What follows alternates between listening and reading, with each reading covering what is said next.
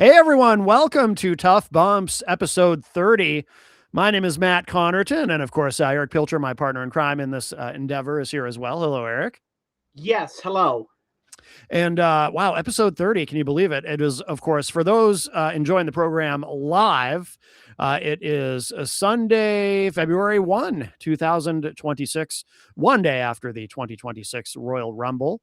About 6:30 p.m. in the Eastern time zone. But of course, most people get the podcast later and just listen to it at their leisure. But we do go live. Although next week we'll be going live, or I should say this week, technically, on Yeah, Saturday instead of Sunday, correct?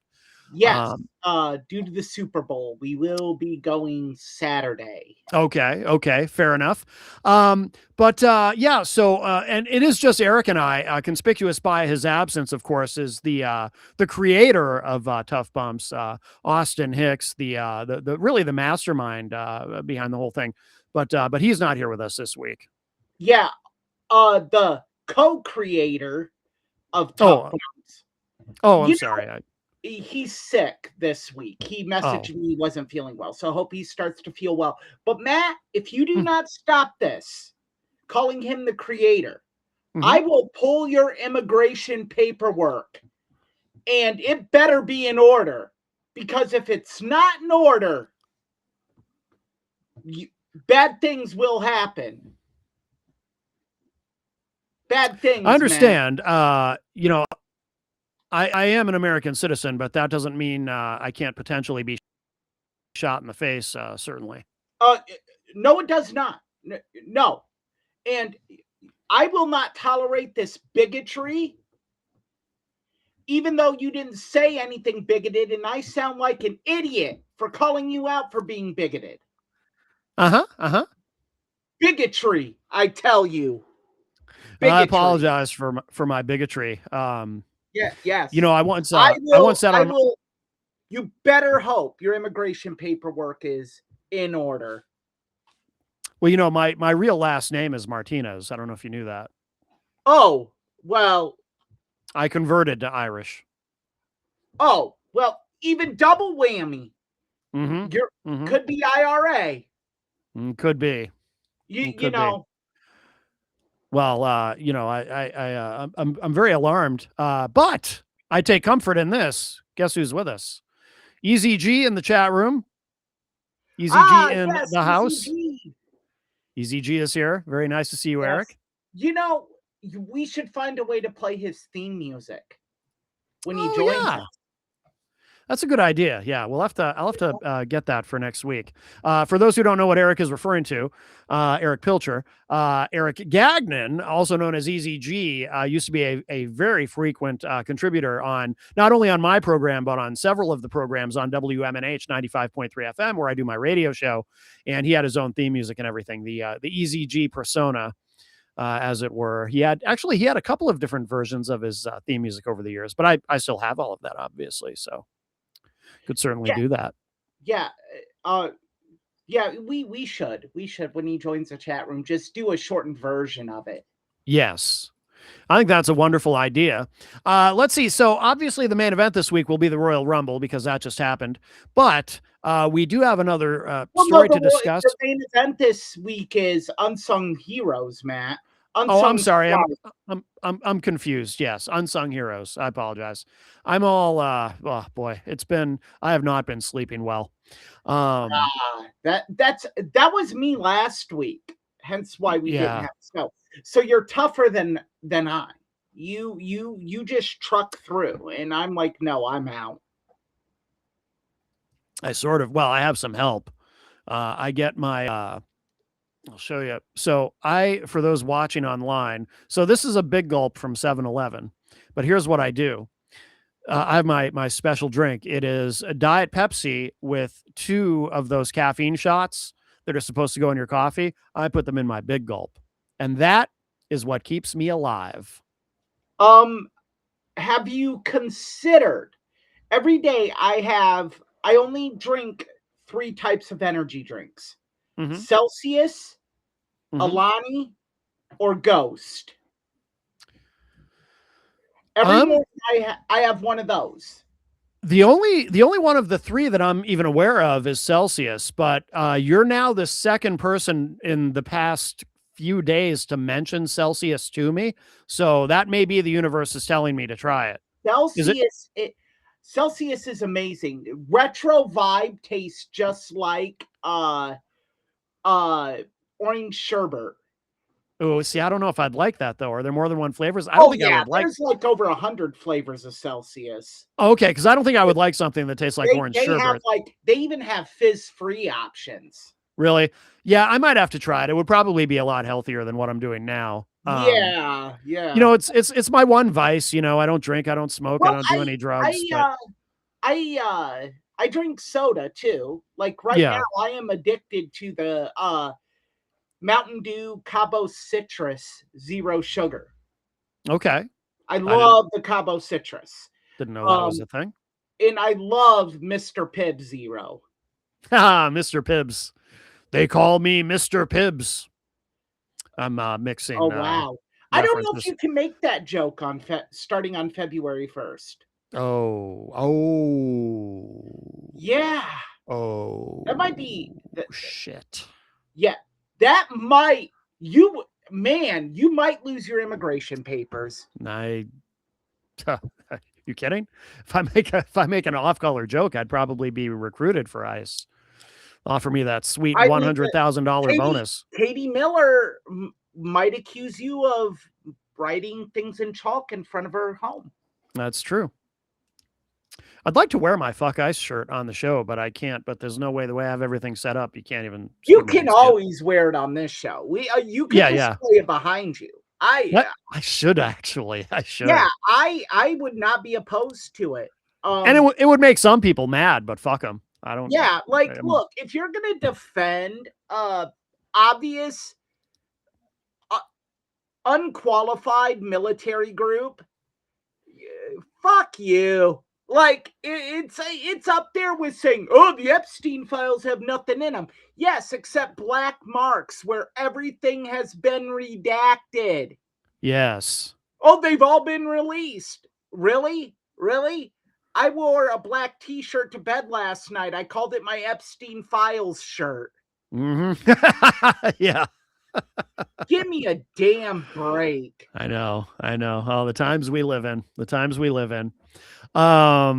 It's bad when oil companies have become humanitarians.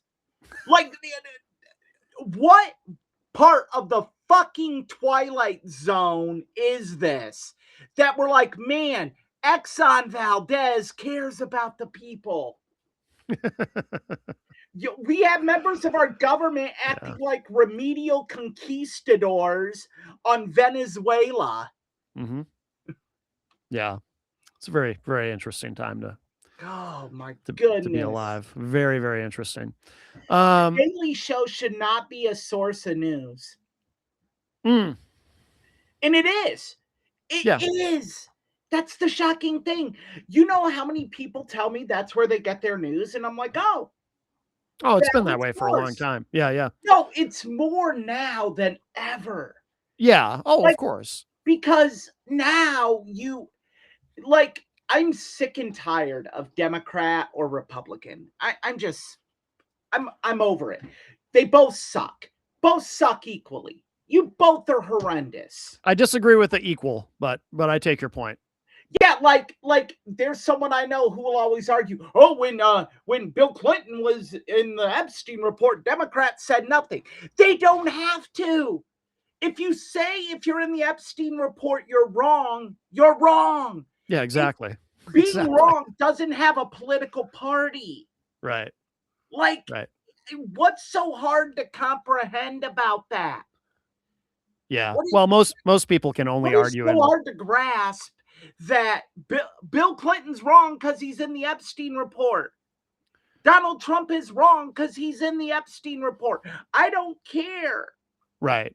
Most people can only think in whataboutisms. That's the only way that they can perceive politics. I have to say, I have to split up my anger, like be like, oh well, it's a Democrat, so I have to be even more angry because it's a Democrat, or more angry because it's a Republican. No, you're all sick sons of bitches who deserve to have your asses raped in prison.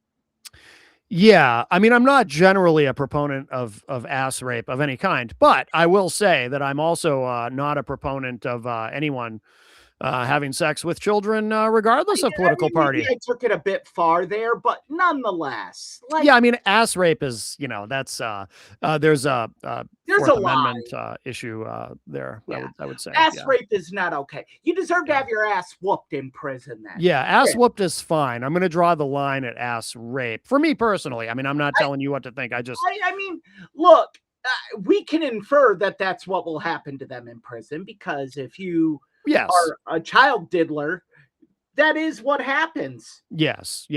I mean, it's called prison justice. So sorry if I rained on anyone's parade here that thought it was anything other.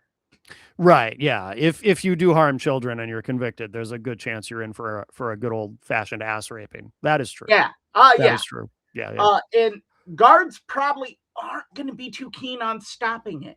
No. I've seen every episode of Lockup and Lockup Raw. Oh, so I'm well aware. What? You've seen some ass rape. No, they don't show it. Oh, okay.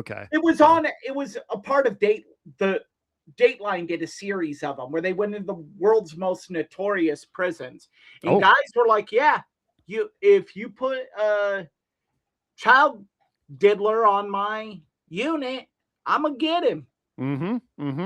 And I don't care. I'm in here for life. What have I got to lose? Right. And it's like, and how are you going to argue with them? True. How are you going to sit here and say, oh, hey, you're wrong? Exactly. I would, if I couldn't be a guard, because I'd be like, you know what? I got nothing. Yeah. Whatever happened to Jolt is back, Matt. Jolt is back. For our audio listeners who don't know why you're saying that, it wasn't this Matt that was asking. Matt Parkett, who I went to school with, actually, he says, what happened to the drink Jolt? Because we were talking about energy drinks. Jolt is back. I didn't know that. They have a soda flavor and a root beer flavor that has 200 milligrams of caffeine per can. I did not know that. The root beer, I haven't tried the soda. I've tried the root beer because another vice of mine. I love root beer. Like I like root beer.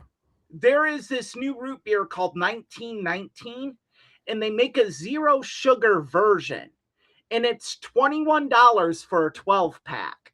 Okay. I will pay that to drink it, and I have a hard glass mug that I keep in my freezer to have Frost Mug root beer. Yeah. Oh, that sounds good. Yeah. That's my late night treat before I take Vito out. Yes. Well, Easy G, I mean, you don't just drink all the caffeine. You drink caffeine and then you drink water, or Powerade Zero, and then you could have caffeine with your dinner. And root beer is generally caffeine free. Yeah, except for Bark. That's Barks why they say Bite. That's why it has Bite. The caffeine, yeah. But I think Barks is actually now caffeine free. Yes. Jason Fedderson is in the chat room. Hi, Jason. He says, what? I don't know if that's a reference to Stone Cold Steve Austin. He probably came in. He probably came in during the ass rape discussion. Yeah. Just go with it. Yeah. Let's see. Matt Parkett says partisan politics. Yes. Easy G says, I am watching no news at all since January 1st, and my life is so much better. I get that. But I think right now, with everything going on, this is my personal opinion. If someone says I don't want to watch the news, more power to you. I feel, for me, I have a personal responsibility to be informed. Yes. As to what's going on right now, because we are, and this will be the last we speak of it. Easy G, we're getting to the wrestling talk. Yeah, he says I shall check back later, but eventually we'll move on from the This ass will rape be and the into the last we wrestling. Yeah. speak of it. Yes. We'll get on. Yeah, I just feel that we're entering very dangerous times as a country. Yes, I agree. Yeah, absolutely, absolutely. Now we'll get to the wrestling. Yes. We do have a spin-off podcast coming up, which we'll announce eventually, called the Ass Rape Show, but that's for another time. I mean, is it the pogo stick on the bumpy road of life? That's right. With no bike seat? That's right. That's a deep reference. Some listeners will know the reference, though. I did play that song this past Saturday on the show. Every once in a while, I still sneak in one of those Jerry Robinson songs. But yeah, should we talk about Sandman? He's going to have a match. Sandman, the final match. Very exciting. Friend of the show, Joey Janela. Ah, yes. You know, I saw this morning, and I'm just like, why? Ooh. Why are we doing this? Yeah. Like, and it actually warmed my heart to see them get flamed. Oh, did they? Yeah. Oh yeah. Oh yeah. And this will be his final match, right? At Joey Janela's Spring Break Las Vegas. Yeah, but if we recall, there was a final match last year. Mm-hmm. And then a month later, the individual died. Yes. Yeah. Someone actually said, "Don't buy him any kratom." Kratom, whatever. Yeah. Look, to me, just how tone deaf are you? Yeah, but do you think it'll even draw? Like, does anyone? I mean, how old is Sandman? It'll draw because they're having it WrestleMania weekend in Vegas. Okay, so yeah, it'll draw. I mean, yeah. I don't know how they will do with the online viewership and all that other stuff. I mean, they're not going to be UFC on Paramount Plus with over 5 million views. Right. But I'm sure people will buy it. ECW nostalgia. I feel icky about it. I think after the whole Sabu thing, this has to But are you actually worried that something's going to happen to him? Like, no, I'm not worried per se that something's going to happen to Sandman. It's in bad taste. Yeah, and it's just like, to me, it's just unappealing. Like, this is a 62-year-old man, not to be ageist, but what is he going to do? He's going to do his beer thing, and I mean, why? Like, he's actually having a match, right? Like, do we know? I believe it's against Joey Janela. God, who wants to see that? To me, it's Joey Janela trying to get Joey Janela over. Oh, of course. It's like you didn't learn. Like, bad things can happen if you put these, no offense, geriatric individuals in the ring and expect them to work a hardcore wrestling match. Yeah. Like, bad things can happen. Sure. And sure. It might not happen that night. It might not happen that week. It might happen a month later. Yeah. If our listeners recall, I sided with Game Change Wrestling with the Sabu thing. In the Sabu thing, yeah. This one I can't, because it's like you have to, yes. Yep. And it's a hard 62 years. Yeah. This isn't like we're talking, easy, healthy 62 years old. Right. No. This is 62 going on 82. Yeah, I mean, when you've consumed the amount of alcohol, because and the illicit drugs. Oh, yeah. You only have to watch his Dark Side of the Ring to really grasp how bad Sandman was.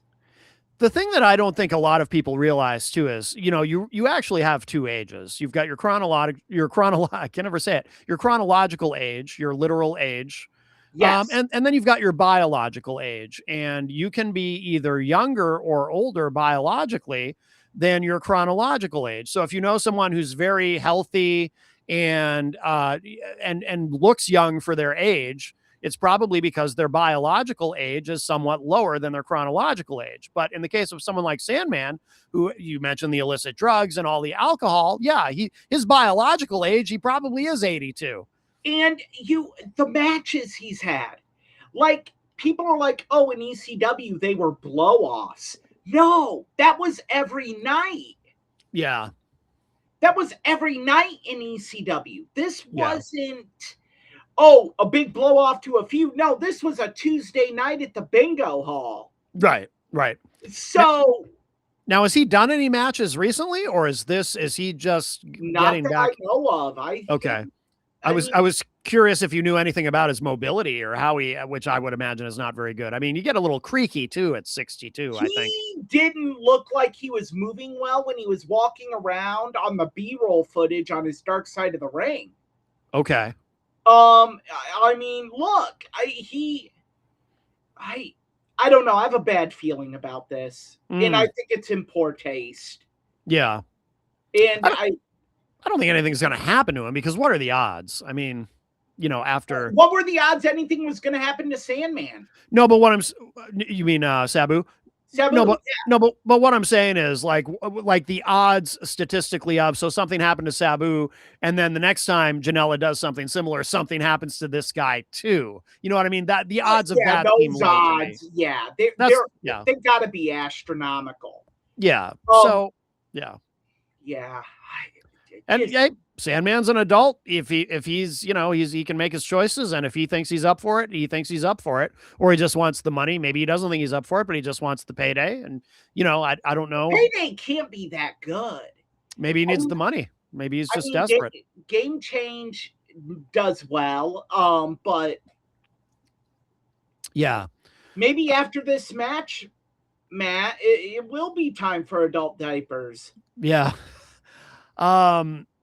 Well, I mean, if he wants to do it, I mean, I don't have a problem with it personally. I don't.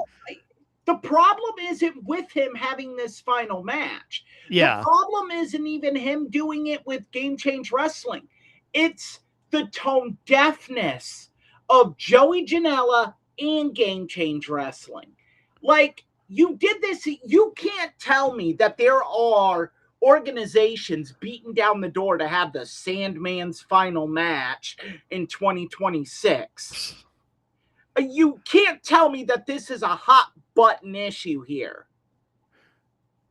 Well, we're talking about it. I mean, it's getting a lot of attention. We're talking about it because it was announced today, this morning, or last night at the Game Change event. It was announced. Okay. Yeah. But fine. But you can't tell me there are indie organizations out there, the organizations that would probably pay Sandman what he would need to do this. MLW, Ring of Honor. You think Ring of Honor? You think Tony Khan wants to pay to do something like this with Sandman? I really doubt it. The pro wrestling mark Tony Khan is. I doubt it. Okay. I really doubt it. That's a stretch even for him, I think. I cannot imagine. Look, but and there are other organizations as well. Sure. Over in the UK, maybe All Japan Pro Wrestling would pay for it.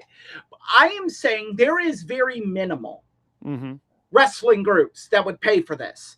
Yeah. They could wait a year. And no, they couldn't, because he's 62. No, where's WrestleMania at next year? Saudi. Yeah, they're using this and piggybacking off the WrestleMania crowd. Oh yeah, of course. They're not gonna. Game Change Wrestling is not gonna have a show in Riyadh next year during WrestleMania weekend. Right. So they hold off for 2 years. 64. He'll probably, I mean, look at him now though. He'll probably be dead. Why would you hold out? Yeah, why would you hold out when you can just make money off his death like you did Sabu? Awesome. Well, again, yeah, the odds of look. I mean, he might be in great health. Who knows? I don't know. I mean, I doubt it. We don't know. Matt, I'll give you 5-1. 5-1 odds. I'll take 1. You take 5. That this man, it's going to be a shit show. Oh, it's going to be a shit show no matter what. Because but then again, I come at it from a perspective of I've never watched a single Sandman match. I don't like that as you know, I don't like that style of wrestling to begin with. So to me, it would probably be a shit show no matter what. But for our listeners, one of the greatest entrances in pro wrestling history. To quote our not here co-host, the creator of Tough Bumps, yes. Oh, sorry. Moving on. Austin Hicks, the bell has to ring at some point. And once that happened, you got what you got. It wasn't. Yeah. Matt Parkett raises an interesting question in the chat. He says, "What's the average age of a wrestler retiring?" Now, I don't have any idea what the exact answer to that would be, but we live in a time, and we've talked about this, Eric. It's different from, and I'm older than you are, but I remember when I was a kid, it was like these guys would get to be like 40, and it was like, they're getting a little long in the tooth. But today, it's more like 50 when it's like they're riding off into the sunset. I mean, we've got, 48-year-old CM Punk is a champion, and you got a lot of 40-plus-year-olds in WWE right now. One, there's a lot of things that go into that, and oh yeah, it's a different time. Shows are more spaced out. Yep, they're not on the road. If you compare the time on the road now to then, they're not on the road at all. And there's more known about taking care of your body.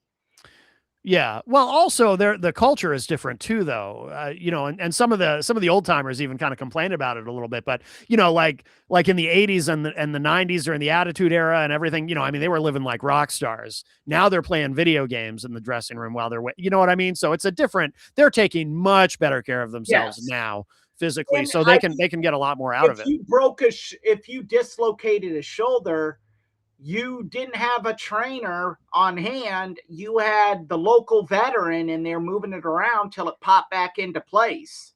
Yeah. I mean, so yeah, I think it's different now. Yeah. Than it was.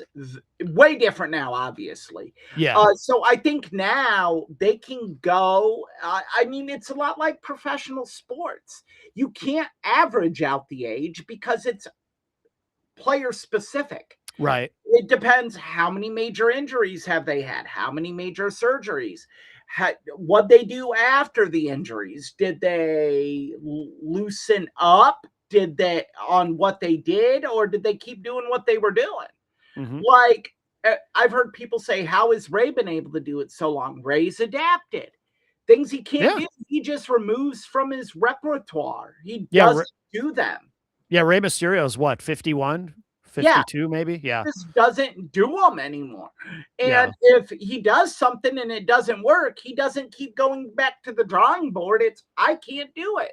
Yeah. Yeah. Unlike Chris Jericho, who still thinks at 50 plus he can do a Lionsault. Yeah.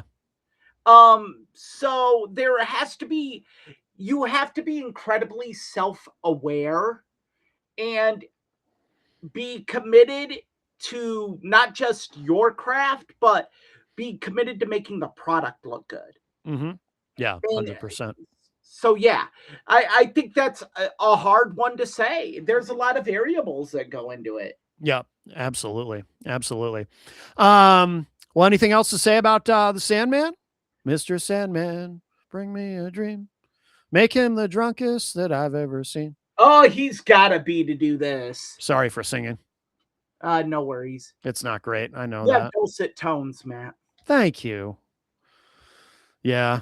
All right. Well, should we move on to Yes. Happier subjects. We've got, let's I don't know see. if it's going to be happier, but Well, I mean, to me, well, the Royal Rumble just happened, of course, yes. yesterday, and Jenny and I did not watch it until today. But I can tell you, Jenny and I both really enjoyed it. I know that there's a lot of negativity online. I thought it was pretty good this year overall. There are things Here, that I didn't care for, but that's always the case. But a right. lot of people are shitting on it. Here's what I'm going to say on that. Yeah. If you went into this expecting the Royal Rumble, if you went into this event, and I did not watch it because it is in Riyadh, and anything in Riyadh I refuse to watch. Yes. Because just awful situation. It is not Riyadh season in the Pilcher household. Never is Riyadh season in the Pilcher household. I understand. If you went into this expecting it to be booked as a Royal Rumble, you were going to be disappointed. It was never going to be booked as a Royal Rumble. It was always going to be booked as an international premium live event. And I think that's a large part of what the IWC doesn't get. You tuned in at 2:00 on a Saturday afternoon expecting all these shocking returns and all this other crap. One, you're not going to get that because a lot of times these wrestlers have their families with them when they return.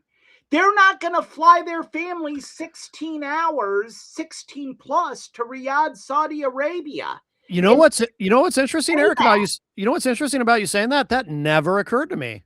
That never occurred to me until you mentioned that. But you're right. That's a really interesting point. I'd never thought of that. It's not going to happen. Yeah, that's true. That's true. Like what you would have to tell your kids what you can do, what you cannot do. Oh, at these times you're going to have to be quiet because it's prayer time. I mean, not whipping on Saudi Arabia. That's the way it is there. They're not going to go through that. It doesn't matter the payday because they're hemorrhaging money having their family fly out there to see this moment. And secondly, what would Chris Jericho coming back in Riyadh achieve? Yeah, and we should mention too, for people who don't know, there were very heavy rumors that this was going to be Jericho's return to WWE. We squashed those on this program. Did we? I don't even remember. Yeah, Austin and I squashed them on here because we said Fozzy was going to be on tour till late February. That's right. And he hadn't signed a WWE contract yet. Pen has not been put to paper. You are not going to have somebody come on. No. Jericho was never going to appear. And even if Fozzy wasn't touring, even if there was pen to paper, he wouldn't go to Riyadh to debut or come back. Yeah, you're right. You're right. You save that for an American audience.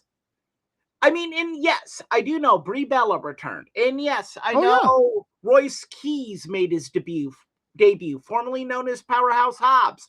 That's fine. You know what was funny about Royce Keys debuting? You could hear a rat piss on cotton because no one gave a shit. Well, they don't know him yet, but exactly. So you wasted that moment. Oh no, I didn't have a problem with it. I did think it was interesting though, because this is something they don't usually do. They didn't say the letters AEW, but they announced, like, it actually showed Powerhouse Hobbs on the screen, and then it changes to Royce Keys. And Michael Cole actually said, this man, often known as Powerhouse Hobbs, but he's now debuting as Royce Keys, actually, again, not mentioning AEW by name, but I just thought that was interesting because they don't usually do that. They did something kind of like that with Matt Cardona, him coming back initially as Zack Ryder, and then it changes. That with AJ Styles. What do you mean? He's always AJ Styles. Right, but they played up the whole phenomenal one. Which, Oh yeah. They referenced his past. Yeah, certainly. Right. But I thought it was interesting the way they actually said Mhm. Powerhouse Hobbs on the air. And I wonder if that is kind of a to Tony Khan I think that's exactly what it is. from Triple H for all of his, oh, they tamper. Mhm. Well, Mhm. of course they tamper, for fuck's sake. If you're running a professional sports organization of any kind, you tamper.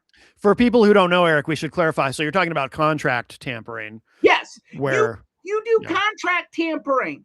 You look, NWO was born out of contract tampering. Eric Bischoff says, "Oh, I was careful. I was careful. You were careful not to get caught. You contract tampered. You spoke to contractually, well there contractually locked." well there is a window though in these contracts typically, isn't there a negotiating But the window? contracts were negotiated when they gave their notice to WWE. That's when the window opens. The contracts were negotiated.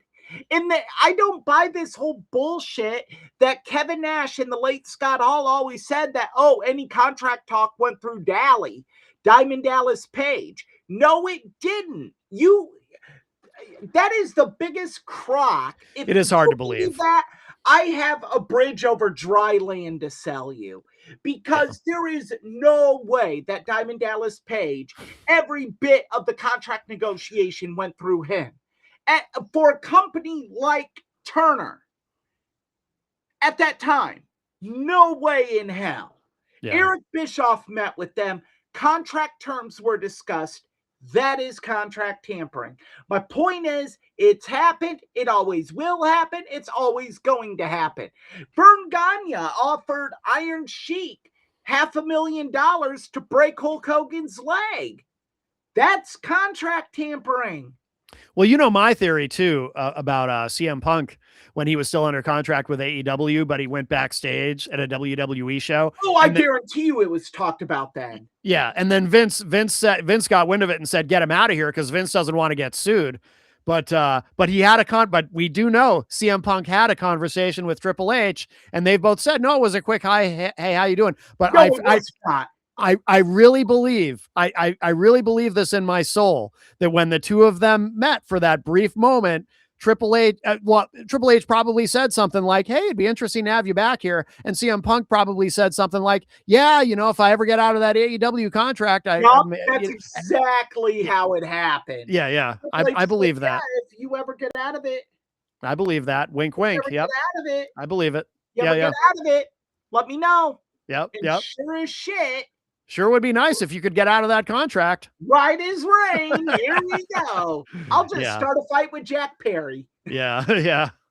I don't believe that part necessarily, but I do think they had a conversation. Oh, they did. Yeah. Well, we know they did, but I should say, to be more precise, it was a bit more in depth than what they both say, or maybe not even that in depth, but just a little wink, wink.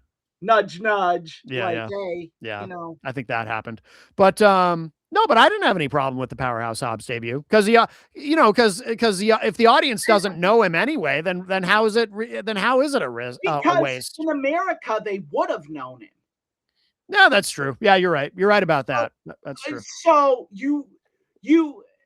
I get you want to have something for the people of Riyadh, but it just made no sense, especially when you did the things before the Rumble that you already did. Mm-hmm. You gave them AJ Styles retirement match. You gave them, Tiffany Stratton's return. You gave them Brie Bella's return. I don't think you necessarily needed to give them Powerhouse Hobbs, and you could have had Finn Balor in the Rumble instead of Powerhouse Hobbs. Yeah. So I do have a problem with that, but that's my only major problem with it. Mm-hmm. Is with that whole with the Rumble. I read the recap. Yeah. And I'm sick of the masked man. Oh yeah, there was another masked man. I kind of like it though because it's like yeah, because I like that it's a callback to the other recent masked man. I think it's intriguing. I think it's probably Seth Rollins. It makes sense that it would be I given mean, given the look, attack he attacked Braun Seth and Breaker. I, you know, Seth Mm. and I Oh yeah. had recent shoulder surgeries, Mm-hmm. same style of shoulder surgeries. Yep. Seth's is a little bit more severe than mine. He completely tore his rotator cuff. I only partially tore mine. Mm-hmm. Um, I mean, it would be hard to have him back by Mania. Yeah, but doesn't mean he can't do things. I mean, look, if you were going to do that, if you were going to do what they did and have it be Seth, right? Yeah. You are doing it to build to Mania. Yeah. You can't do it to build towards Backlash or SummerSlam. Right. So I don't think it's Seth. Oh. I think they did what they've been doing a lot of recently, and it's a major pet peeve of mine. They booked themselves into the proverbial corner. They gave Braun Breaker that main event match against CM Punk. It wasn't horrible. No, I liked it. It was a little clunky, especially the top rope Hurricanrana spot. Yes. But it was passable. Now you have the Dave Meltzers, the Alvarezes, the Sean Ross Sapps talking about Braun Breaker main event in WrestleMania. You did this really big storyline with Adam Pearce. It's all building to Braun Breaker winning, but you're not ready to pull the trigger on that. What do you do? Well, here we go. We're going to go with Roman winning the whole damn thing, and we're going to have some masked man attack, and we'll figure out who the masked man is as we go. Yeah, I'm fine with it. I'm not. I think I think it's a disservice to Braun Breaker. I think it's a disservice to ultimately the story of Braun Breaker, Paul Heyman, Seth Rollins, CM Punk, and the Vision, because now it's a cluster. But you don't know where they're going with it, though. They might have. I can tell you it's going to be a cluster. Oh, you're assuming. You're presuming a lot. Yeah, let's revisit this after Mania. Okay. Okay. This. Okay. And we will play a game of who was right. Ye have little faith, but okay. You or me. And if I was wrong, I will flat out say I was completely wrong. Yeah. But they are going to fuck this up. 8 ways from Sunday. We'll see. Could have been a great story. They are going to totally just shit. Shit. We'll see. We'll see. What did you think about Roman winning? Well, I told Austin this when he told me. I'm like, all this proves is you can go on Pat McAfee's show, bitch about creative, and you get what you want. I think they were going to do it anyway because I think they were going for Roman versus Punk at Mania, and which I'm intrigued by. I think that'll be very good. Yeah. I'm intrigued by it. And I like the way during the Rumble, they did it so because you've got all these different stories you can tell kind of involving Roman. You've got the story of, obviously he's going to challenge Punk. I assume he's not going to, he's not going to challenge for the Universal title. He's going to challenge Punk. I think that's going to be Cody against Drew. I think Cody against Drew. That makes sense. So, but you've also got the story of, Roman throwing Jey Uso out, and so you've always got those bloodline sort of ancillary stories that you can tell, which I like. But I'm excited for it. I think Roman versus Punk is the way to go. I did not expect Roman to win. Jenny was surprised as well. I like to be surprised. As long as it's a surprise that makes sense. When Austin sent me Saturday morning his Royal Rumble picks. Yeah. Let me go back to him here. Why did he pick Roman? Let me go back. Okay. I don't think he did. Okay. Yes, he did. He did pick Roman. Okay. And he picked Tiffany Stratton to win the women's. Okay. Okay. Which was a smart pick considering she came in at 30. Right. Yeah. I said Charlotte and Braun. Oh, no kidding. Why my thought on Charlotte actually became the thought on Liv. Okay. If that makes sense. It was, they don't really know what direction they want to go. Mhm. So they're going to go with old reliable. They're going to go with the old hand. They'll go with Charlotte. They'll get a pop. They'll get a decent match at Mania. It'll be what it'll be. Okay. And they went with Liv, which Yeah. to me is kind of a passing of the torch thing. That Yeah. Liv Morgan is their new, and this is not meant to be negative on Liv. She's their new catch-all. They feel like Liv Morgan is the go-to. I personally think there's a better option that they have right now, that Michael Hayes totally shredded apart on Unreal. Oh, Chelsea Green. Yeah, I think you strap a rocket to that fine ass and right to the top. Here's what I will say. Two things. One is Liv Morgan, I think, is incredible. Everything she does, she knocks it out of the park. I remember a couple of years ago when she was still upper mid card, thinking she should be in main events, and they did it. And she's been fantastic at everything she does. I'm a huge Liv Morgan fan.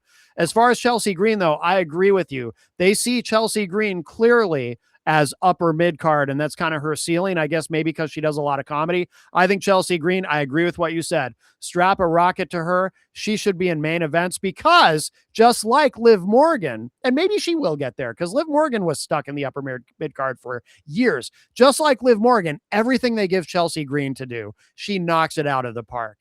Everything she does is fantastic. Do we forget that is like the core of this? Yeah. Yeah. Like, I know we say sports entertainment, but at the core of this is, can you wrestle? Yeah. Can you throw a hold? Yeah. Like that's it. And yeah. I watched Michael Hayes' comments, because I love Michael Hayes. I think he's a very, very smart man when it comes to the business. Yeah. And I read people shredding him, and I feel like Michael Hayes, much like Bruce Pritchard, is a scapegoat whenever the IWC gets angry. Or Road Dogg too. Road Dogg. Well, Road Dogg is an idiot. I'm not going to defend Road Dogg. Okay. He's a moron. Okay. But I'm like, well, I want to judge for myself. And I heard what Michael Hayes said, and I'm like, Michael, everything you just said about Chelsea Green could have been said about Buddy from the Fabulous Freebirds. That's how dare you compare? No, I'm saying, like, everything he said. Well, I know, but you could just transfer over. I'm not comparing Chelsea Green to Buddy from the Fabulous Freebirds. I'm saying that a booker could have very easily said that about Buddy, and no one knows who the fuck you are, Michael Hayes. I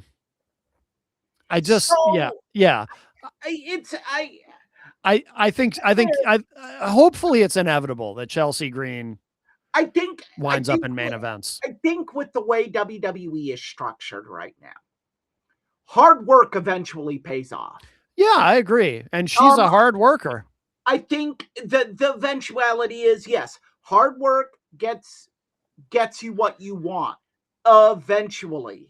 And they did a great spot with her at the Rumble where she's getting thrown out, and Alba Fire, of course, you know, her secret Hervis Alba Fire gets down. I don't know if you saw the clip. I know you didn't watch the actual Rumble. Did you see the clip? I read about the spot. Yeah. So Chelsea Green, she never hit the floor because she lands on Alba Fire, and she's actually standing on Alba Fire, who is on all floors outside the ring, making sure that Chelsea never hits the floor, doing her duty as her secret Hervis and protecting her. And it was a great spot. The way I'm describing it doesn't do it justice. You have to see, it is such a great spot. I'd never seen anything like it. It was original. It was hilarious. And it was the kind of thing that Chelsea Green and Alba Fire, I think they make a great team. It was the kind of thing that the two of them could pull off. And it was spectacular. It was one of my favorite moments in the Women's Royal Rumble. So good. I did see clips of Brie Bella's return, and goodness gracious. What? I liked it. She was bad. Oh, you think so? Oh my. Oh, I didn't think so at all. Heavens to Bess. Tell me you haven't thrown a hold since you retired. Oh, I thought she was fine. No. Oh my goodness. I didn't know it was possible for the Bellas to regress farther from the skills than their lack thereof, but they both have. Oh, I thought they were fine. I'll tell you this, that crowd, she may have gotten the pop of the night, dude. That crowd was really into her. The majority of that crowd, you could hear a rat piss on cotton. Yeah, but they were loud for Brie Bella, and it was sustained for a long time. I would argue Tiffany Stratton got a better pop. She got a big pop, but I think Brie Bella, I mean, because I think it was a combination of she hasn't been there for a long time, and it was because I didn't even see any rumors about her online. I had no idea Brie Bella was going to be there. That was a total surprise to me. I didn't see a single thing about Brie Bella showing up. Yeah, I was so happy. I thought it was cool. I liked it. I thought it was a great moment. I am over the Bella twins. I think anytime you bring them back, you are just pulling the division down. Oh, I'm going to wait and see. I just think it's inevitable because they're not good workers. They rely more on the presentation than they do the work. And that's not where the women's division is at right now. Like the match that Brie had with Stephanie Vaquer, was not good. Stephanie Vaquer couldn't even pull a good match out of her. It was clunky. Yeah, it was clunky. I didn't think it was terrible, but it was clunky. But my overwhelming point in that is it's going to be like that with anyone in that top tier. You put Brie or Nikki. Sorry, Nikki. Brie or Nikki with. Mm-hmm. Because they're not, they were never at that level. Right. To begin with. That's true. That level has gotten higher now, and they've regressed. So where do you go with them? Like, I would say, like, I think there are girls on LFG that are better in the ring than the Bellas. Oh, I'm sure there are. I have no doubt about that. Yeah. And I just think it diminishes what your women can do when you have them as a key part of storylines. I'll tell you what, though, judging from that crowd reaction, there's something, they've still got something in the tank for, so we'll see. Anything else? I mean, I do want to talk about the singles matches too, but anything else from either Rumble that stands out to you that you wanted to mention? I was very impressed with Obafemi.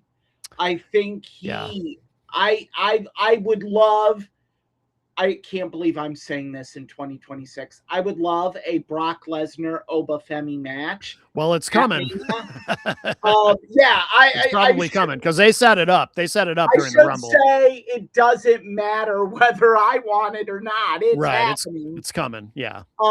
I think it could be good. Yeah. It's not going to be a wrestling classic by any stretch. Yeah. But I think it could be very good to get Oba really over. Mhm. And I I agree. think that would be huge for him. Yeah. So yeah, I also think Tiffany Stratton looked really good in her return. Mhm. I'm going to be interested to see what role they have her play leading up to Mania. Yeah. Um, Absolutely. yeah, and I don't know. I didn't like any of the women's outfits. They all just look the same. If you didn't look at their heads, you would have Oh, thought. I don't agree with that. I liked what Lyra Valkyria was wearing. I really liked what Sol Ruka was. Oh my God, Sol Ruka. She's gonna be a very big star on the main roster when she's on the main roster full time. Oh my God. Yeah, She's yeah, incredible. What's that? yeah. And she has the coolest finisher in all Well, of that's the her. thing. Her finisher is, yeah, Jenny and I were talking about that. Holy shit. That is awesome. It's like Did one of you- those finishers that it defies physics. It's like, how does she even do that? It's so good. So good. Yeah. Oh, I couldn't imagine taking it. Oh, Yeah. it's like Yeah. the riptide. Like you wake up and you're like, "Yep, today's the day. I'm taking that." Yeah. Yeah. So But good. yeah.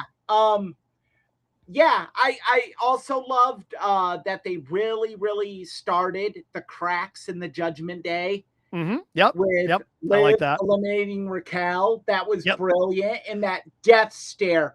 You know, Raquel might be the most improved wrestler of 2025. I agree. She really has come on strong and really done a lot of Yep. good things. And that death stare she gave Liv. And I love the way Liv played it too, because she wasn't like, yeah, it wasn't. Yeah, that was interesting. It wasn't like, sorry, it's for the shot at the title. Sorry, I had to do it. It was more like, like it was typical Liv. It was very, very much in keeping with her character, and I like that. And Yeah. I'm very intrigued to see where they're going with that. That was Yeah. awesome. Yeah. Yeah.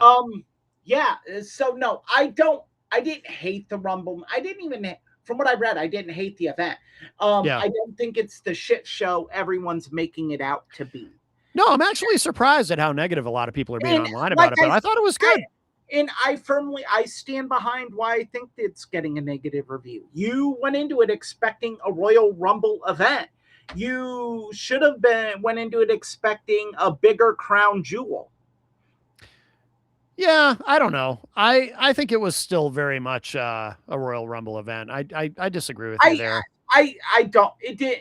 From what I read, it didn't feel like it. There wasn't all the surprises. There wasn't, No, but your explanation about that though makes a lot of sense too. We should mention too AJ Styles versus Gunther. I thought that was very good. I expected it to be very good. No surprise. There's a little bit of intrigue though. Yeah, go ahead. There is. I like what they're doing with Gunther, making him this legend killer. So he's like a Bond villain. I love it. Yeah.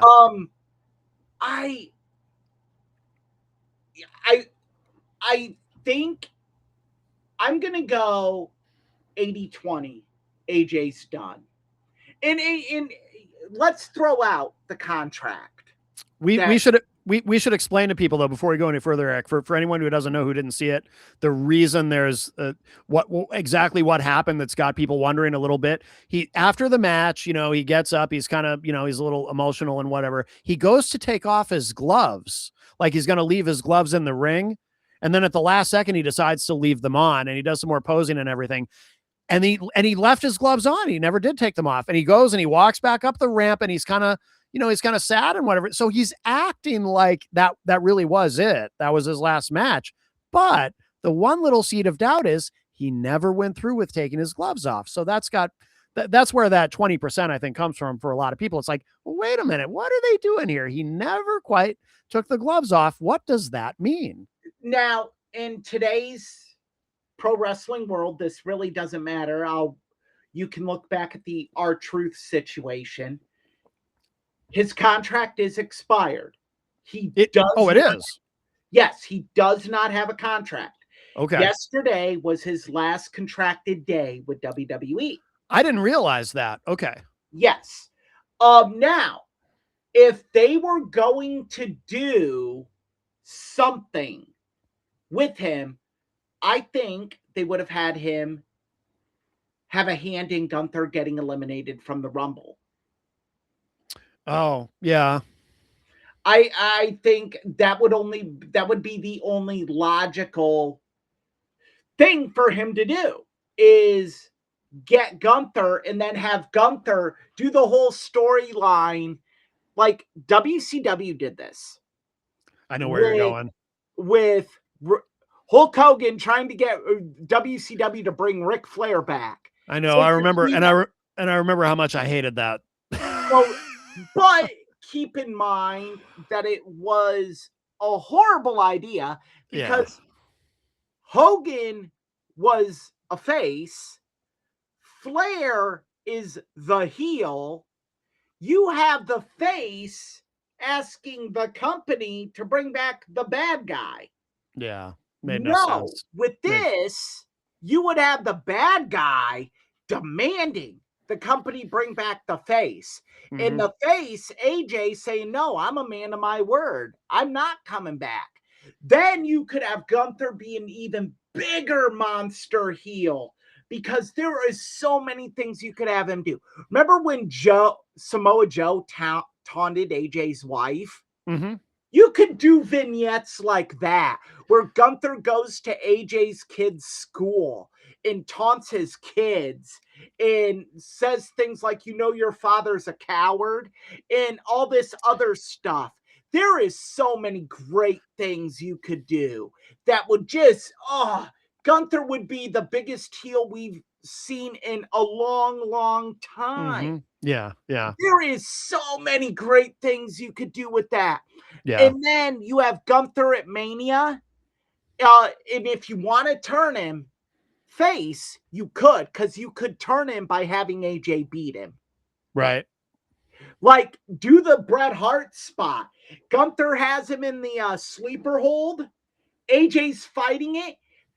He gets to the ropes and flips and ends up on top of Gunther for a quick 1, 2, 3.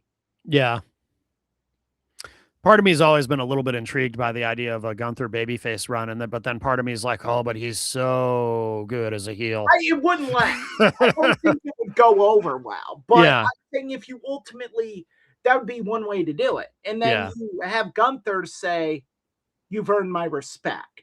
Yeah, because they've kind of done that with him before. Like they've hinted a little bit over the years, but then they never pull the trigger on it. But I don't mind that they hint at it, even if they're not going to do it. Because I like, as I've said many times on the show, one of the things that I really like about modern wrestling and the way they're doing things is, characters are not just completely black or white. They've got, you've got good guys. Yeah, you've got heroes who occasionally do the wrong thing, and actually a lot of the time, and you've got villains who occasionally have a moment of conscience, and I like that. I like the complexity and the character development of that, and they've kind of done that with Gunther because he showed respect to, was it Goldberg? Did he shake Goldberg's hand? It was somebody. No, it was before. What's that? Sammy. It was Sammy. He shook his hand after the match and showed him respect. Was it Sammy? Okay. Yes. And it was one of those things where it's like, he's okay. He's an asshole, but in this moment, he's going to show some respect, and I like that kind of thing. I like when they sprinkle in some nuance and I love all that. That's what I love about modern wrestling. I agree with you, but yeah, I think AJ's probably done. Yeah. I could see him doing a final TNA run. Yeah, maybe. That would be on the table. I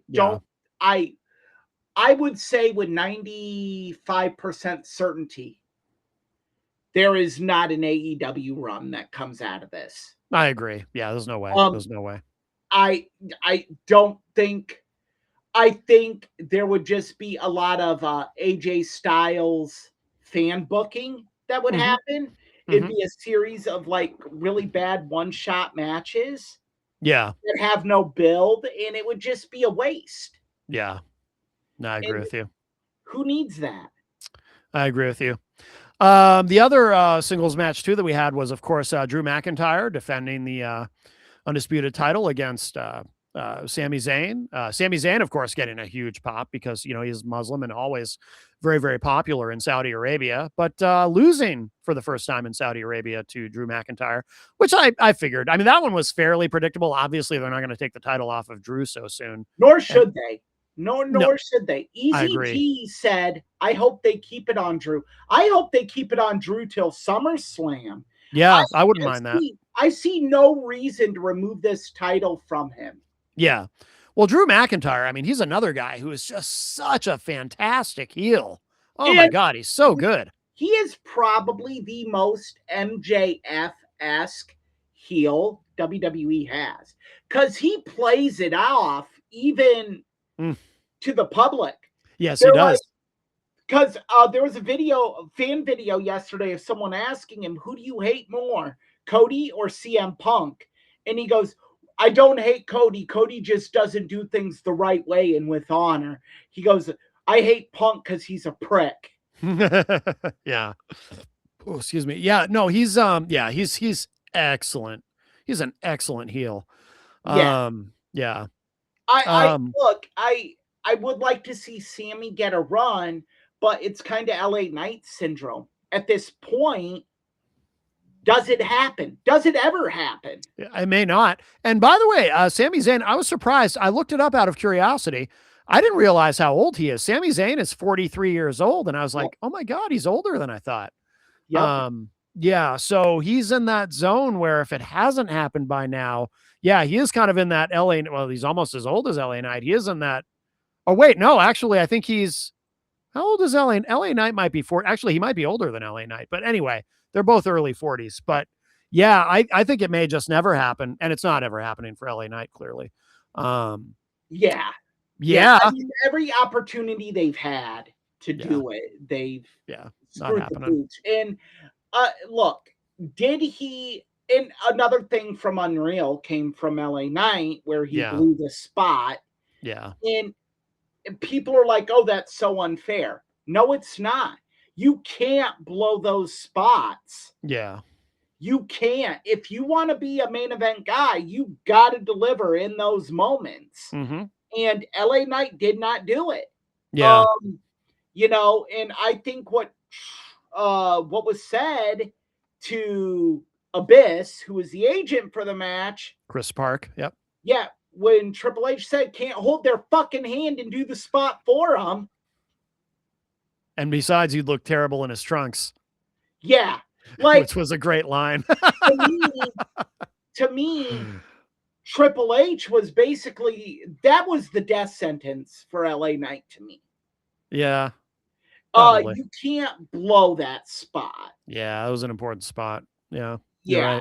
You're right. And if you can't do it, it's like what's his name? The vaudevillian, the short one. Oh, I forget. I can't remember his name either, but I know who you mean. I can picture him, but I can't remember Simon him. Gotch. Simon Gotch.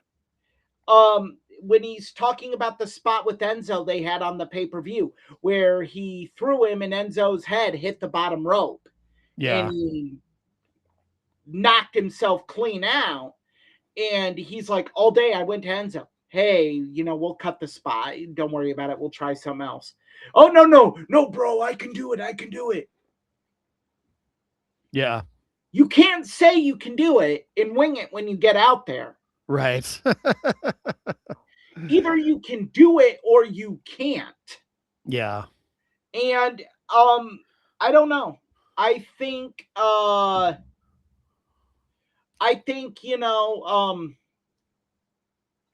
have a glimmer of hope on LA Knight because they did trust him. And he got a huge pop at the Rumble. Like, no matter what goes wrong for that guy, he's still super over. Well, and they trusted him in a big time spot with Seth Rollins in the faking the injury. Yep. And they told him about it. Yeah. Now, whether you can sit here and say, well, they had to tell him, Hmm. yeah, they did, but Yeah. he could have very easily have flubbed that up and said something Well, off the cuff to somebody, and Uncle Dave or Alvarez or Sean Ross Sapp or one of the other parasites of the internet wrestling community gets a hold of it and they run with it. yeah, he played it perfectly. Yeah. So, I don't think either one of them it's going to happen. Right. Neither Sammy nor LA Knight. Yeah. I I think agree it's with you. over. I agree with you. I agree with you. It's very I crowded think at the it's top of the card. unfortunate. I think it's unfortunate for Sammy. Yeah, it is. It is too bad, but it's crowded at the top of the card, which is a good problem to have if you're WWE. It is, and Sammy is just such a good hand. And I don't Yes. mean that in the negative sense. Like a lot of people are going to hear that and they're going to be like, "Oh, Right. fuck you, Eric." Right. Right. No, I don't mean it in the bad sense. I mean, he's just so reliable, so steady. You're going to get something great out of him. You need guys like that at the middle of the card. As callous as that sounds, you need them there. Yeah. To deliver night in, night out. And they are more important to the company than who you have at the top, in my opinion. Because if you don't have that, then look at AEW. They don't have that right now. Every one of their best performers is in a main event spot. They don't have anyone at the middle or at the beginning of the card that can deliver. Yeah. So, case in point. Yep. Yep. Well, I think we've do you have anything else to say about the Royal Rumble? I don't think it was a bad show from what I read. No, I liked it. Jenny and I enjoyed it. I think it was what was expected. Yeah. Yeah. Quit your bitching. Yeah. Yeah. No, I agree. I agree. Well, should we move on to the main event this week? Yes. Yes, absolutely. So, unsung heroes of wrestling and unsung stars. Unsung stars. The stars that were stars that we just forget about. Yeah. Yeah. So I will tell you full disclosure, I did not prepare for this segment in the way that I tend to like to go into something like this as, very sort of stream of consciousness. So I don't know if you have some specific ones in mind, but I'm sure as you're talking, some will come to mind for me as well. There is one that I am a huge fan of. Okay. I will always be a huge fan of his. He's one of the few wrestlers I've never met that I would love to meet. I am a huge mark for the franchise Shane Douglas. And look, people can sit here and say, "Oh, bad attitude. Didn't get along with Ric Flair." Okay, you look at his ECW run. He was that guy. He was it. Yeah. And, you don't get ECW without Shane Douglas. It doesn't happen. Right. Without him throwing down the NWA championship, you don't get it. I will say this. So I never saw, because as you know, I didn't really watch ECW. I would only see bits and pieces. So I never saw his work in ECW. However, I really enjoy his podcast. I just like listening to him talk. He's very interesting. He's extraordinarily articulate. And I just find his insights on things to be quite fascinating. For example, he had posted a video about he was addressing Ric Flair's drunken cameos. And I saw that in the title. And I thought, oh, what is he going to, because I know he and Flair have never liked each other. Is he going to make fun of Ric Flair? So I clicked it and he really doesn't. And instead, what he does with tremendous compassion and empathy talks about how he wishes that Rick would carry himself better and, not continue to harm his health, and how Ric Flair should be the elder statesman of the wrestling business and all this. But what Shane actually presented was so mature and so insightful It and was. really intelligent. Did you watch the video I'm talking about? I watch everything Shane Douglas puts out. Yeah, and I was so I've missed a lot of it, but that video and I was just so impressed. Like, he's just a damn good guy, and He very has impressed. become a damn good guy. Yeah, he wasn't always. I know that. Yeah. Yeah. Now, and a lot of people will point to the beef with him and Ric Flair. Mm-hmm. There, I'm gonna say this.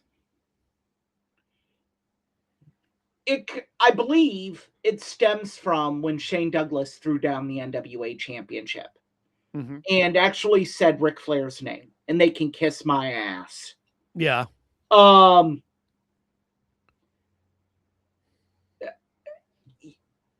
don't fault Shane for that. No. I don't, because at that time the NWA was dead. Mm-hmm. And Rick, if you want to play the respect card with the NWA, you were far more disrespectful than Shane Douglas ever was by carrying your WCW championship on WWF television. Right. And for those of you in the chat that are going to say, Eric, those are two different. No, they're not. No, they are not. You cannot sit here and say they are different situations. They are the exact same situation. You're disrespecting the title of of the organization that made you. The NWA did not make Shane Douglas. Right.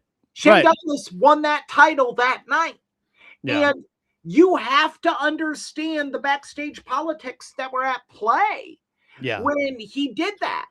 NWA was falling apart. They were threatening to drop Eastern Championship Wrestling from being sanctioned by the NWA. Mm-hmm. Yeah. So what? Yeah. I think Rick, shut the fuck up. Yeah. It's irrelevant. You, Rick, have been far more disrespectful in your career than Shane Douglas ever was. To anyone or anything. And Shane did some shitty things. Don't get me wrong. Sure. Shane will admit them. Oh yeah. He owns up to everything. I mean, he really does. He really does. Yeah. Shane will tell you. Yeah. I worked a match fucked up. Yeah. Yep. I played politics. Yeah. And then people will point to his issues with the clique. Mm-hmm. Well, I don't know. I don't blame him for any of that. No. And the fact that he gets saddled with the blame so many years later, knowing everything we know now. Yeah, I agree. Yeah, it's not fair. What? Yeah. Yep. I agree. And I'm a firm believer in this. Hot take time. Triple H stole the game gimmick from Shane Douglas. I'd never thought about that until a couple of years ago because I kind of didn't realize it until somebody else pointed, or I think Shane Douglas was talking about it. And I was like, and then I saw some promos and I was like, oh yeah. Yeah. The franchise was the original game. Yeah. He would come out and cut these scathing promos about how he was the best. And he would shoot. They would be work shoots that Shane would say. Yeah. Shane would come out and say, yeah, I missed this ECW show because Paul Heyman couldn't pay me. And you're like, whoa. Yeah, that's shooting. All right. That is shooting. And hey, I think when I think of guys that never get the full credit for being a star like they should, Shane Douglas is number one. And Yeah. it's number one by a large margin. You do not have ECW. You can sit here, and I will debate anyone with this. I will die on this hill. You can have the Tommy Dreamers, the Sandmans, the Sabus, the Rob Van Dams. It doesn't matter. If you don't have Shane Douglas, ECW is nothing. Mm-hmm. Mm-hmm. Because Shane Douglas was the workhorse. You watch early ECW, he would have 20-minute matches on public access TV. Mm-hmm. Oh, I yeah. mean, he carried that promotion. When they were trying to get Tommy Dreamer over, when they were trying to get Sandman was over. I can't even give him credit for that. Sandman was over. Guys were leaving and jumping ship. Shane Douglas stayed. Shane Douglas stayed until he was owed X amount of dollars. Right. And it came to the point where he was never going to get that money. Right. Right. And I mean, and Shane, if he hears this and I'm wrong, he can say, no, you're wrong. This is what happened. This is my understanding of what happened. And another thing people will say bashing Shane Douglas about is they will point to the failed hardcore homecoming events. Yeah. That wasn't Shane Douglas's fault. Shane Douglas, I believe, was only a booker on those shows. He wasn't in charge of the financing. He wasn't in charge of the promotion. He wasn't in charge of any of the behind-the-scenes stuff that had problems that led to Hardcore Homecoming folding after 3 shows. Yeah. So yeah, Shane Douglas comes to mind for me. He is the top one that I'm like, you know, this guy should be in the WWE Hall of Fame. He never will be, but he should be. Not as Dean Douglas either. No. That would be absurd. Yeah, I agree. The franchise. I agree. Well, I have one that came to mind. And I don't know if you'll agree with me or not, but Ken Shamrock, I think was I really enjoyed him during he was only there for what, 3 years in WWE, but I really enjoyed his run during the Attitude Era. Nobody talks about him today in terms of WWE, but I thought he was very solid in the ring. I liked the way they developed his character. I remember having a conversation with somebody about him with a friend back then. And I said something about, they've kind of made him like their little action adventure hero because they've got him rescuing Stephanie McMahon from The Undertaker and shit like that. And I really liked what they did with Ken Shamrock. I liked his character, which was basically just him, but, exaggerated, obviously. But I really liked, I liked the way they used him as a special guest referee during Brett versus Austin. I thought his run was very good and underappreciated, undervalued. And I would put him on the list as kind of an unsung star of wrestling in that period, in the Attitude Era. I think Ken Shamrock. I love that you brought him up. Ken Shamrock is one of those. Explain to me how he missed. Explain how we didn't. I mean, now that I think about it, there's very good reason why he missed the time he was in WWE. Mm-hmm. You had Austin, you had DX, you had the hottest star to come down the pike in Stone Cold Steve Austin. Yeah. But his feud with The Rock, I argue, people always say, well, his feud with Triple H put him on the map. You don't get that feud with Triple H if Ken Shamrock doesn't legitimize him. Right. I agree. Ken Shamrock legitimized The Rock. Yes. If you don't have Ken Shamrock doing what he did for The Rock, you don't get to The Rock Triple H. You don't get to the most electrifying man in sports entertainment. Agreed. You don't get to the 5-time, the multiple world championships. he is a guy that it's just another guy on a long list of shitty gimmicks that we're saddled with and never could recover. Mm-hmm. Yep, I agree with you. And you want to look at Sean's run with the title after the Montreal screw job, which people can go back into the archives. We speak very deep on it in our Bret Hart episode. Ken Shamrock comes up the next 3 weeks afterwards and has a pay-per-view main event with Sean. Yeah. And really get Sean over as this monster heel in this cheating scumbag, and matches Sean move for move. Yeah. It was at In Your House D-Generation X. I would invite everyone to go watch it. You can find just the full match on YouTube. I revisited it recently, which is really awesome that you brought Ken Shamrock up. Yeah. Because I've forgotten how good that match was. Yeah. It was probably the best match Sean had his last year in WWE. I think so, yeah. Yeah. I think, Sean's... I think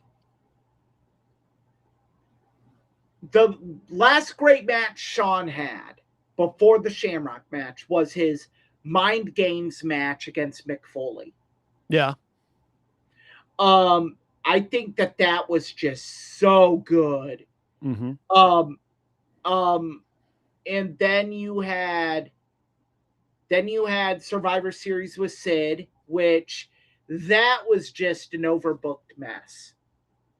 You had Jose getting hit with the camera, Sean getting hit with the camera. I know why they did it. Makes sense why they did it, because you want Sean to be the hometown underdog at Royal Rumble that year, win the title, and to set up Bret versus Sean WrestleMania 13, which never happened. And but I think that match with Shamrock was, I think it helped people forget about Montreal. And people could just hate Sean to hate Sean. Right. Not hate Sean because he screwed over Bret. Right. Now you hate Sean because he screwed over Ken. Right. And then Owen Hart came out and beat the hell out of him. Yeah. Yeah. So Ken Shamrock. And Ken Shamrock had so many good matches. He had a great feud with Vader. Back when people couldn't pull a good match out of Vader. Yeah. I thought he was a great Intercontinental Champion. Yep. When he was the corporate IC champion. Yep. I remember seeing him live here in Cedar Rapids in a triple threat match for the Intercontinental title versus The Rock, Triple H, and him. And he was good. Yeah, he was excellent. Yeah. Absolutely. All right, you got another pick? Another pick, I do. Lex Luger. Okay. I don't think Lex gets the credit he deserves. I tend to agree. Lex came in at a very precarious time. Lex also is one of the most infamous matches in pro wrestling history. He was locked in a cage with Bruiser Brody. Yes. And Brody just stopped selling. Yeah. And do you know who the ref was for that match? No. Oh, wait. Bill Alfonso. Okay, that's Fonzie. Right. I remember you telling me that. I learned that from you. Yeah. Fonzie was the ref, and Lex is like, "What do I do?" And Fonzie, "I don't know, brother." Yeah. Yeah. Like, you know, and what do you do in that situation? You're green as goose shit. You're fighting a man who could literally destroy you in a Yeah. cage with a Yeah. ref who weighs 120 pounds soaking wet. Yeah. It's, but no, I think Lex, especially 97. Um, the year 97 when they were building to Sting Hogan at Starcade, Mm-hmm. Lex was that white hot baby face that they needed. Yeah. I mean, DDP as well, but Lex was that guy. Mm-hmm. And you had that hard rock guitar riff that hit. He'd come out and do the and you would just, everyone would go crazy with the pyro, Mm-hmm.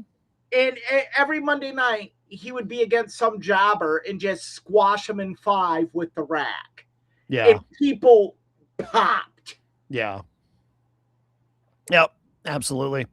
Yeah, I mean, he had $1 million look, and Yeah. he won, I think, 3 world championships. Yeah. But I think it just, Lex Luger is what happens when there's too many hands in the creative cookie jar. Yeah. Lex wasn't equipped to be the guy for the Lex Express. Yeah. As Vito joins us. Oh, hello, Vito. Yes, he's wearing a Celtics jersey today. Oh, okay. All right. We will see if. Yeah. Oh, yeah. There it is. Yep, he has a New England Patriots sweater, doggy sweater, and a Celtics jersey. Oh, okay. All right. Well, very, very good. Very northeastern. Yes. So I have another one that comes to mind, but this one almost doesn't count because he is someone who is very, very deeply respected and I think generally appreciated. I just kind of think he should be appreciated a little bit more than he is, and that's Arn Anderson. He was always kind of overshadowed a bit by Arn Ric is Flair. the Sami Zayn of the 80s. Yeah, Arn is and again, he is a deeply respected and appreciated person, but I think he should be a little bit more appreciated than he is because his promos, I love performers that could do that sort of soft spoken thing where he's not coming out and yelling at you, but Arn would do the and there's many other examples of this. It's not like Arn was the only one, but where he would talk kind of quietly, but you couldn't help but be drawn into what he was saying because not only because he wasn't yelling, you had to really kind of pay a little extra attention, but you were just drawn in. Like when Arn Anderson had a microphone in front of him, I definitely wanted to hear what he had to say. Intensity personified. Yes, yes. Like the most intense.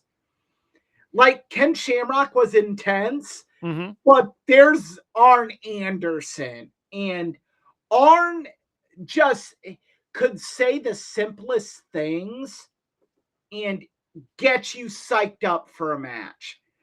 I love the feud he had with Ric Flair. Yes.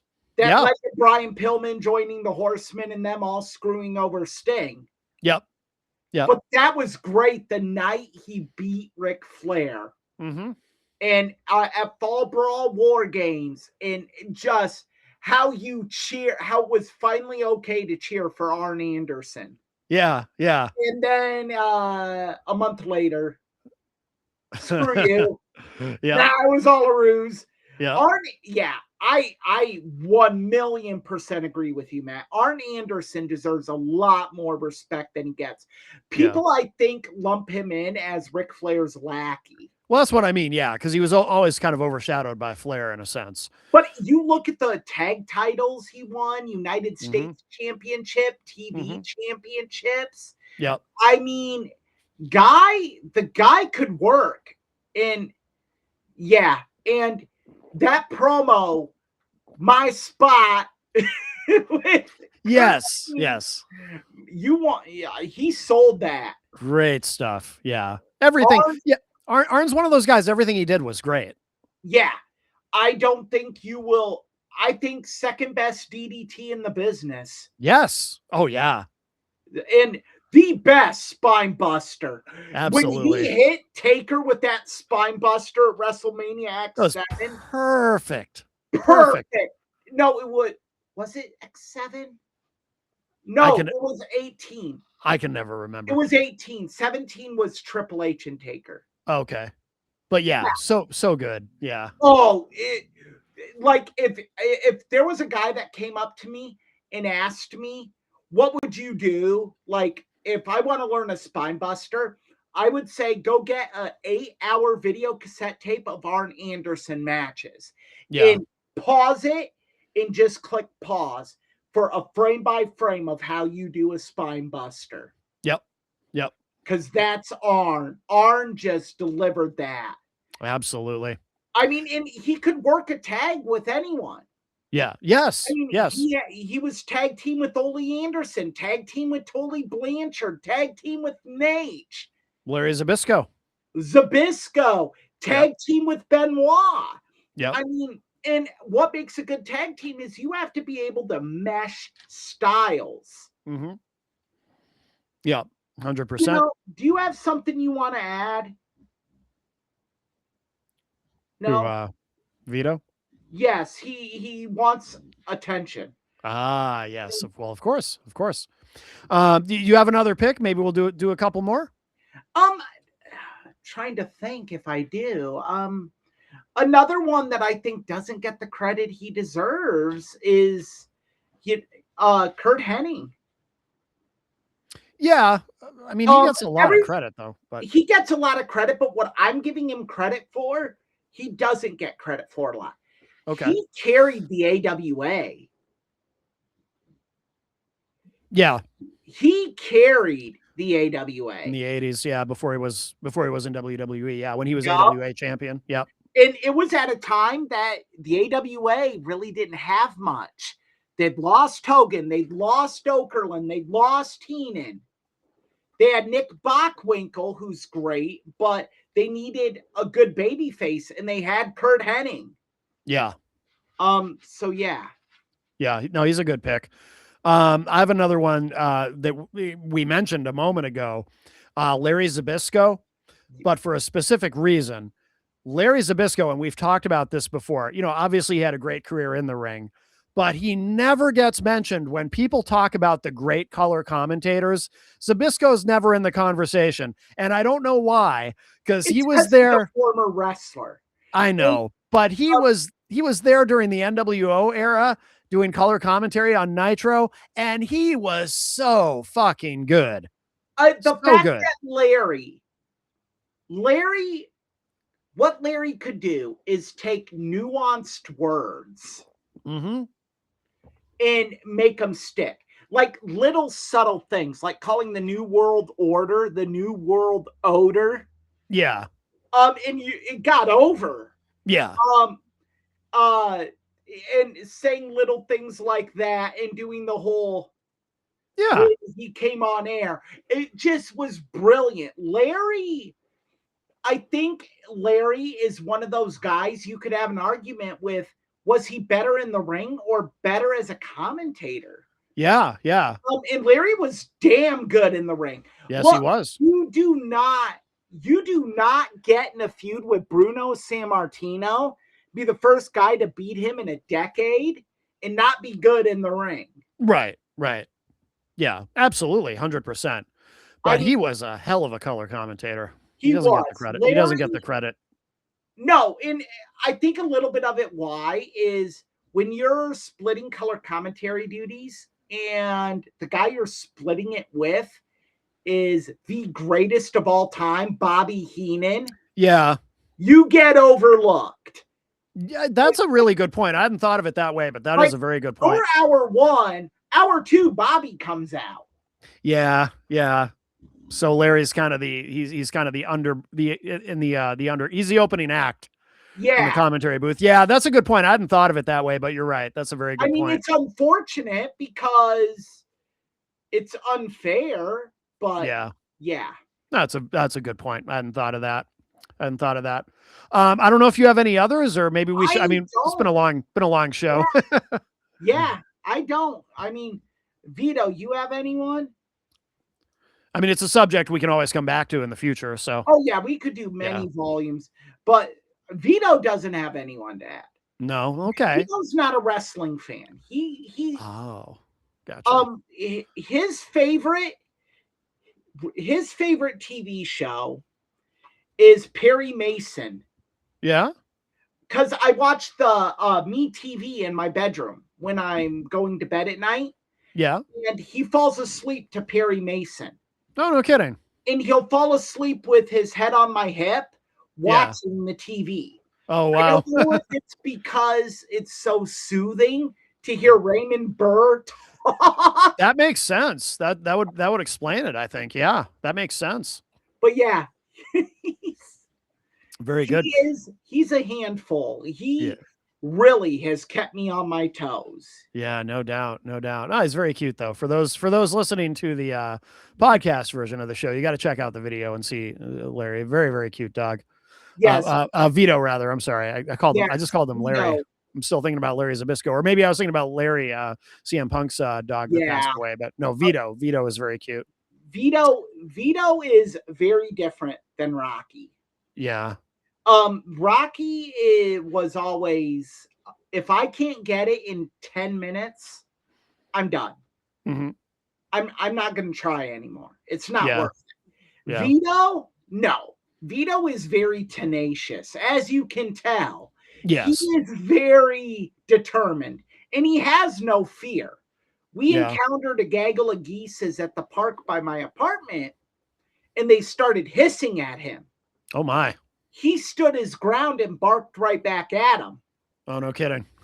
Yes, he is fearless. Yeah. No, that's good. That's good. Did we talk about what we're doing next week? Yes, we did in the chat, Matt. Yeah, I don't remember. What is it? Okay, let me bail us out here. Please, Get us please. on track. We are talking about one of the most underrated events in pro wrestling history, in my opinion. Okay. The St. Valentine's Day Massacre. Ah, yes. I think that this show, and I told Austin this when we were talking about it, this show did a better job of building up to WrestleMania than the Royal Rumble did that year. There was so much great stuff a part of it, and so much great stuff that they built off of. We'll talk more about it in detail, but the teaser of this is the infamous Vince McMahon getting hit in the head with a bedpan spot, which I loved, came from this event. Yeah.